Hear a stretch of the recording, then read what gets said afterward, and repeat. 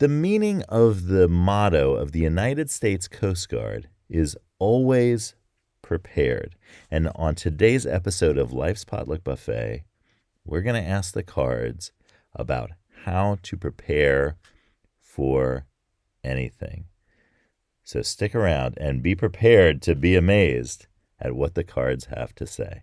I'm John Paulus. Thanks for joining me today. First off, I want to say hello to everyone I met yesterday at the Capitol Conference.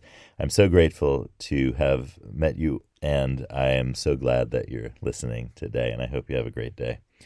So, I am going to, as always, take the cards and shuffle them. First, I use what I've been calling casual shuffle technique, where I just kind of casually rearrange them 3 times, holding them in my right hand and using my left hand to kind of casually rearrange them, casual shuffle.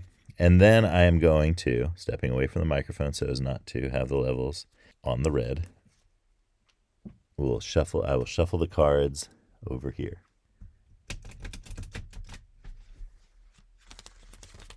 Okay, I'm back.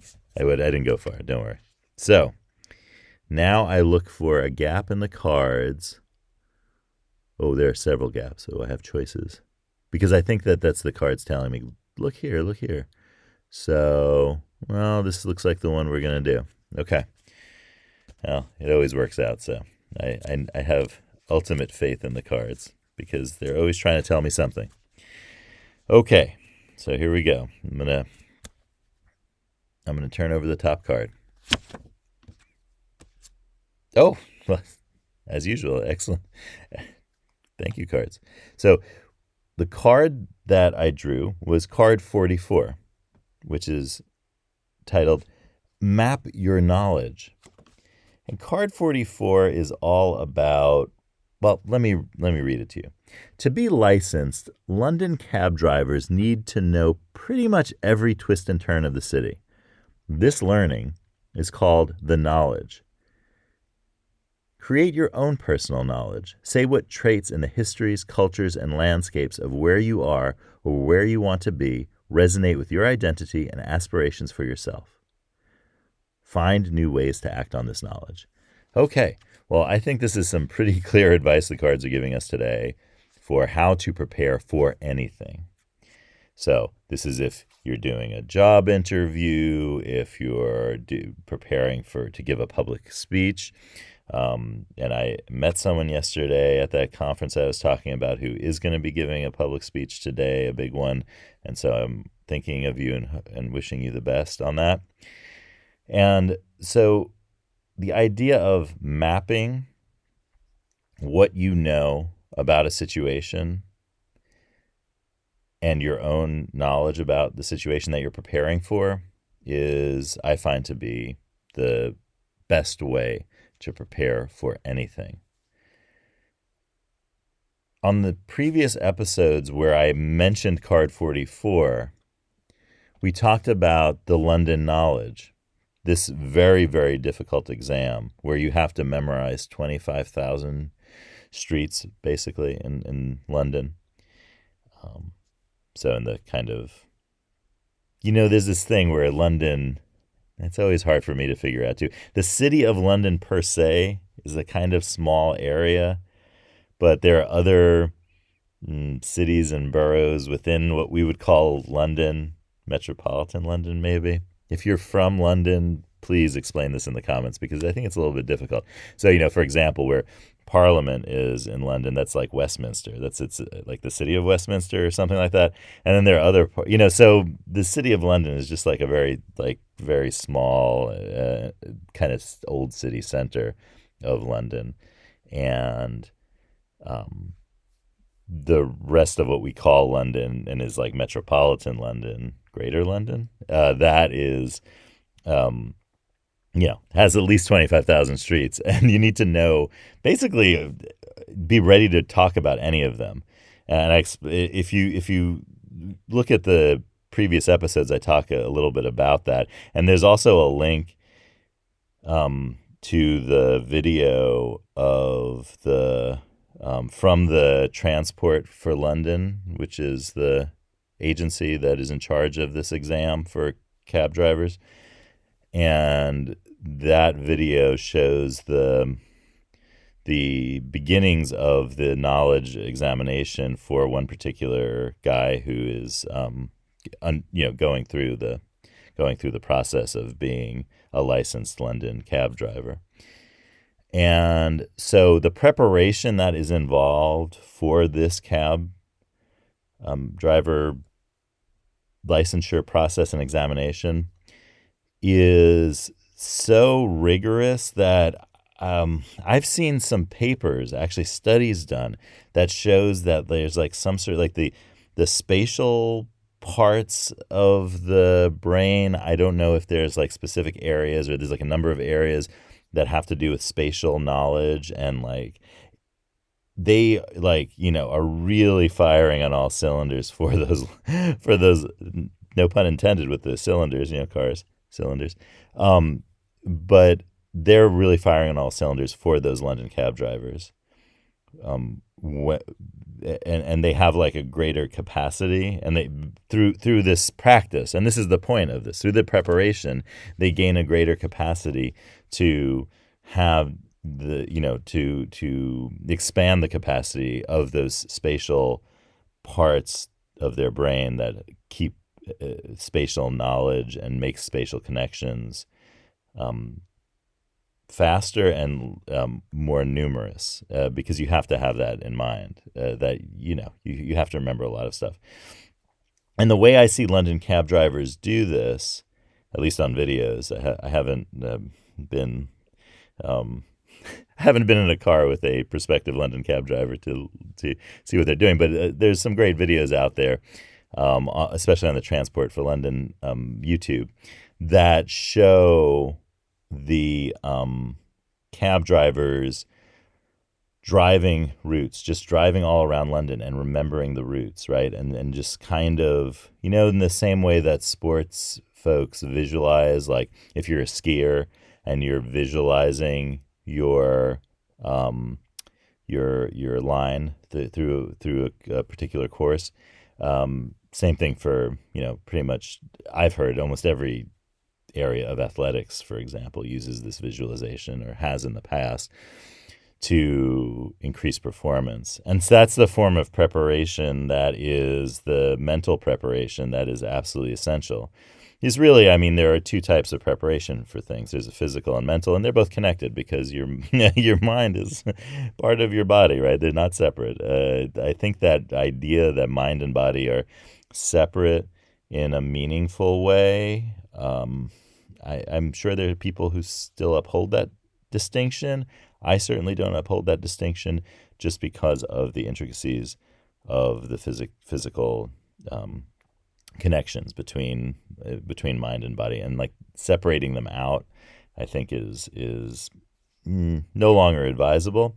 So we're going to call these two aspects, physical and mental, that we understand as like the physical motions that are needed for something, and then the mental part, the mental motions. And so if you're giving a speech or something, both are important. And the physical part actually involves the movement of not only your head, mouth, etc., but and also internally, your breathing, how you're breathing, how you're controlling breath, etc. That's essential, obviously, for speeches, but also hand motions, things like that. And going through those things and practicing and being prepared in that sense, preparing every aspect of that, is the best way. And that's the same thing is true for if you're interviewing. We often prepare materials when we're interviewing and remember things, memorize things, have examples of moments in jobs, etc., that we want to bring out when interviewers ask us about our experience, etc., and skills, and always stories, right? And we remember these stories. And so preparing those stories, I think we all know that has to happen in this process. But what also has to happen in this process is preparing your body to physically do the performance that you're going to do. So this is why when these London cab drivers, when they're tested, they don't have to drive the examiner in a car from one point to another. The examiner in the first level of exam, the kind of first qualifying exam, the examiner has a screen in front of them that the person being tested can't see, and they say, okay, give me directions from point A to point B. And if the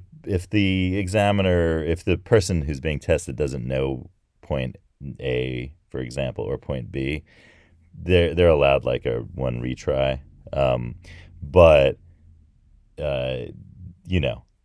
it's they prefer it if you know the points they're talking about. And they're not like really faint. It's not like, take me from the Tower Bridge to the, Houses of Parliament. It's not like that. It's like, it could be anywhere. And, anyway. What's going on there is that the prospective cab driver has to